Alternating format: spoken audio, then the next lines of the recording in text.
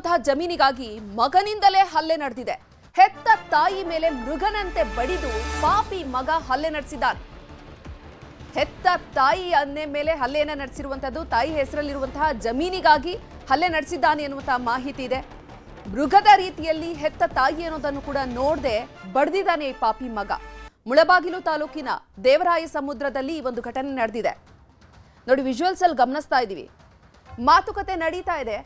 ನಂತರ ಏಕಾಏಕಿ ತಾಯಿಯ ಮೇಲೆಯೇ ಮಗ ದಾಳಿ ಮಾಡಿದ್ದಾನೆ. ಕಟ್ಟಿಗೆಯಿಂದ ಬಿರುಸಾಗಿ ಅಲ್ಲಿದ್ದಂತಹ ಇಬ್ಬರು ಮಹಿಳೆಯರ ಮೇಲೂ ಕೂಡ ಹಲ್ಲೆಯನ್ನ ನಡೆಸಿದ್ದಾನೆ. ಎಲ್ಲರ ಮೇಲೂ ಏಕಾಏಕಿ ಈ ರೀತಿ ಹಲ್ಲೆಯನ್ನ ನಡೆಸಲಿಕ್ಕೆ ಜಮೀನಿನ ವಿವಾದ ಕಾರಣ ಅಂತ ಹೇಳಲಾಗ್ತಾ ಇದೆ. ತಾಯಿಯ ಹೆಸರಲ್ಲಿತ್ತು ಜಮೀನು. ಅದೇ ಜಮೀನಿನ ಒಂದು ವಿವಾದಕ್ಕೆ ಮಗ ರೊಚ್ಚಿಗೆದ್ದು ಹೆತ್ತ ತಾಯಿಗೆ ಬಡಿಗೆಯಿಂದ ಬೊಡೆದಿದ್ದಾನೆ. ಮತ್ತೊಬ್ಬ ಮಹಿಳೆ ಇದ್ದಾಳೆ, ಆಕೆ ಮೇಲೂ ಕೂಡ ಹಲ್ಲೆ ಮಾಡಿದ್ದಾನೆ. 3 ಜನರ ಮೇಲೆ ಈ ವ್ಯಕ್ತಿ ಹಲ್ಲೆಯನ್ನ ನಡೆಸಿದ್ದಾನೆ. ಆ ನಾದಿನಿ ಪ್ರಶ್ನೆಯನ್ನ ಮಾಡಿದ್ದಾಳೆ ತಾಯಿಗೆ ಹೊಡಿತಾ ಇರೋದಕ್ಕೆ. ರೊಚ್ಚಿಗೆದ್ದ ಈತ ನಾದಿನಿ ಮೇಲೂ ಕೂಡ ಹಲ್ಲೆಯನ್ನ ನಡೆಸಿದ್ದಾನೆ. ತಾಯಿಯನ್ನು ಕೂಡ ಬಡಿದಿದ್ದಾನೆ. ಮತ್ತೊಬ್ಬ ಪುರುಷ ವ್ಯಕ್ತಿ ಕೂಡ ಅಲ್ಲಿದ್ದಾನೆ, ಅವನ ಮೇಲೂ ಕೂಡ ಹಲ್ಲೆ ನಡೆಸಲಿಕ್ಕೆ ಮುಂದಾಗಿದ್ದಾನೆ. ಜಮೀನಿನ ವಿಚಾರಕ್ಕೆ ಮಾತುಕತೆ ನಡೀತಾ ಏಕಾಏಕಿ ಈ ರೀತಿ ಆಗಿದೆ. ನೋಡಿ, ವಿಜುವಲ್ಸ್ ಅಲ್ಲಿ ಗಮನಿಸ್ತಾ ಇದ್ದೀವಿ ಯಾವ ರೀತಿ ಆತ ಹಲ್ಲೆ ನಡೆಸ್ತಿದ್ದಾನೆ, ಯಾವ ರೀತಿ ಹಲ್ಲೆಗೊಳಗಾಗಿರುವಂತಹ ಮಹಿಳೆಯರು ಎಷ್ಟರ ಮಟ್ಟಿಗೆ ಗಾಯಗೊಂಡಿದ್ದಾರೆ ಅನ್ನುವಂಥದ್ದನ್ನ. ತಲೆಗೆ ಬಲವಾದ ಪೆಟ್ಟು ಬಿದ್ದಿರುವಂಥದ್ದು. ರಭಸವನ್ನ ನೋಡ್ಬೋದಲ್ಲಿ ಯಾವ ರೀತಿಯಾಗಿ ಎಷ್ಟು ರಭಸವಾಗಿ ಆತ ಹೊಡಿತಿದ್ದಾನೆ ಅನ್ನುವಂಥದ್ದನ್ನ. ಆಸ್ಪತ್ರೆಯಲ್ಲಿ ಮಹಿಳೆಯರು ಚಿಕಿತ್ಸೆಯನ್ನ ಪಡೀತಿದ್ದಾರೆ. ತಲೆಗೆ ಬಲವಾದ ಪೆಟ್ಟು ಬಿದ್ದಿದೆ.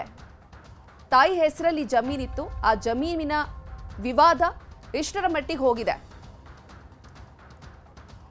ಇನ್ನು ಈ ಬಗ್ಗೆ ಹೆಚ್ಚಿನ ಮಾಹಿತಿಯನ್ನು ನೀಡೋದಕ್ಕೆ ನಮ್ಮ ಪ್ರತಿನಿಧಿ ರಘುರಾಜ್ ದೂರವಾಣಿ ಸಂಪರ್ಕದಲ್ಲಿದ್ದಾರೆ. ರಘುರಾಜ್, ತಂದೆ ತಾಯಿ ಹೆತ್ತವರು ಮಾಡೋದು ಯಾರಿಗೆ? ಜಮೀನು ಏನೇ ಆಸ್ತಿ ಪಾಸ್ತಿ ಏನೇ ಮಾಡಿದ್ರು ನನ್ನ ಮಕ್ಕಳು ಚೆನ್ನಾಗಿರ್ಬೇಕು ಅಂತ ಹೇಳಿ ಅದೇ ದೃಷ್ಟಿಯಿಂದನೇ ಮಾಡ್ತಾರೆ.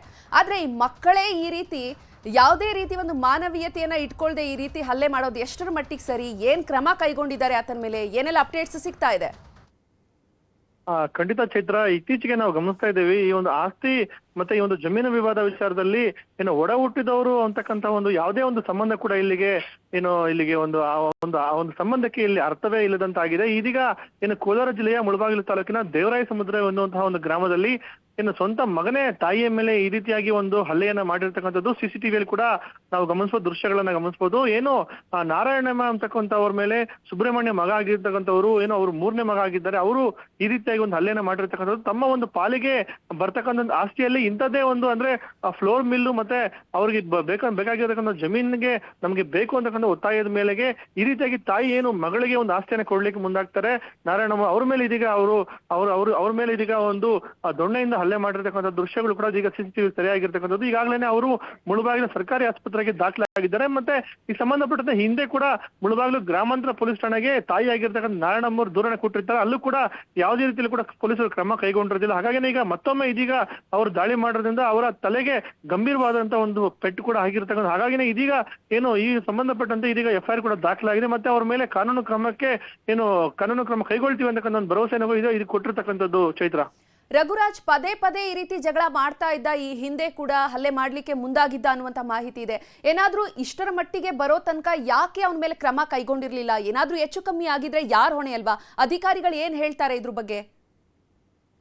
ಖಂಡಿತ ಚೈತ್ರ, ಇದು ಸಂಬಂಧಪಟ್ಟಂತೆ ಈಗಾಗಲೇ ಪೊಲೀಸ್ ಠಾಣೆ ಮೆಟ್ಟಿಲನ್ನ ಹಿಂದೆ ಕೂಡ 2 ಬಾರಿ ಅವರು ಏರಿರ್ತಾರೆ. ಇದಕ್ಕೆ ಸಂಬಂಧಪಟ್ಟಂತೆ ನಾರಾಯಣಮ್ಮ ಅವರಿಗೆ ಬೆಂಬಲವಾಗಿ ಬಂದಂತಹ ನಾದಿನಿ ಆಗಿರ್ತಕ್ಕಂಥ ನಾದಿನಿ ಮೇಲೆ ಕೂಡ ಇದೀಗ ಹಲ್ಲೆ ಕೂಡ ಅವರು ಸುಬ್ರಹ್ಮಣ್ಯ ಅವರು ಮಾಡಿರ್ತಕ್ಕಂಥದ್ದು. ಇರ್ತಕ್ಕಂಥ ಒಂದು ಆಸ್ತಿಯಲ್ಲಿ ಫ್ಲೋರ್ ಮಿಲ್ ಮತ್ತೆ ಮನೆ ತಮಗೆ ಬೇಕು ಅಂತಕ್ಕಂಥ ಒಂದು ಪಟ್ಟಣ ಇದೀಗ ಪುತ್ರ ಸುಬ್ರಹ್ಮಣ್ಯ ಇಟ್ಟಿರ್ತಕ್ಕಂಥದ್ದು. ಹಾಗಾಗಿನೇ ಆ ಒಂದು ಆಸ್ತಿನ ತಮಗೆ ಕೊಡ್ಲಿಕ್ಕೆ ಆಗಲ್ಲ ಅಂದಿದ್ದಕ್ಕೆ ಈ ರೀತಿಯಾಗಿ ಒಂದು ಮಾರಣಾಂತಿಕವಾಗಿ ಹಲ್ಲೆಯನ್ನ ಮಾಡಿರ್ತಕ್ಕಂಥದ್ದು. ಇದು ಎಷ್ಟು ಮಾತ್ರ ಸರಿ ಅಂತಕ್ಕಂಥ ಪ್ರಶ್ನೆ ಕೂಡ ಆಗ್ತಾ ಇರ್ತಕ್ಕಂಥದ್ದು. ಜೊತೆಗೆ ಗ್ರಾಮಸ್ಥರು ಕೂಡ ಮಗನಿಗೆ ತಿಳಿ ಹೇಳುವಂತಹ ಒಂದು ಕೆಲಸವನ್ನು ಕೂಡ ಮಾಡಿದ್ರು ಕೂಡ ಮಗ ತನಗೆ ಒಂದು ಫ್ಲೋರ್ ಮಿಲ್ ಬೇಕೇ ಬೇಕು ಅಂತಕ್ಕಂಥ ಒಂದು ಹಠಕ್ಕೆ ಇದೀಗ ಬಿದ್ದಿರತಕ್ಕಂಥದ್ದು. ಹಾಗಾಗಿನೇ ಈ ಸಂಬಂಧಪಟ್ಟಂತೆ ಈಗ ಮುಳಬಾಗಿಲು ಗ್ರಾಮಾಂತರ ಪೊಲೀಸ್ ಠಾಣೆಯಲ್ಲಿ ಈಗ ಪ್ರಕರಣ ಕೂಡ ದಾಖಲಾಗಿದೆ. ಮತ್ತೆ ಪೊಲೀಸರು ಕೂಡ ಅಗತ್ಯ ಕಾನೂನು ಕ್ರಮ ಕೈಗೊಳ್ತೀವಿ ಅಂತಕ್ಕಂಥ ಒಂದು ಭರವಸೆಯನ್ನು ಕೂಡ ಕೊಟ್ಟಿರ್ತಕ್ಕಂಥದ್ದು. ಚೈತ್ರ, ಧನ್ಯವಾದ ರಘುರಾಜ್ ತಮ್ಮೆಲ್ಲ ಮಾಹಿತಿಗಾಗಿ.